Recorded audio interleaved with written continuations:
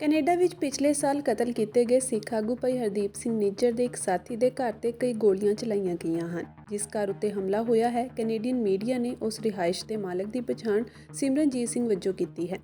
ਘਟਨਾ ਵੀਰਵਾਰ ਤੜਕੇ ਵਾਪਰੀ ਅਤੇ ਗਵਾਹਾਂ ਨੇ ਦੱਸਿਆ ਕਿ ਘਰ ਦੇ ਨਾਲ-ਨਾਲ ਘਰ ਵਿੱਚ ਖੜੀ ਇੱਕ ਕਾਰ ਨੂੰ ਵੀ ਗੋਲੀਆਂ ਲੱਗੀਆਂ ਹਨ। ਦੱਸ ਦਈਏ ਕਿ ਇਸ ਤੋਂ ਪਹਿਲਾਂ ਪਿਛਲੇ ਸਾਲ 18 ਜੂਨ ਨੂੰ ਬ੍ਰਿਟਿਸ਼ ਕੋਲੰਬੀਆ ਦੇ ਸਰੀ ਸ਼ਹਿਰ ਵਿੱਚ ਭਾਈ ਹਰਦੀਪ ਸਿੰਘ ਨਿੱਜਰ ਦਾ ਕਤਲ ਕਰ ਦਿੱਤਾ ਗਿਆ ਸੀ।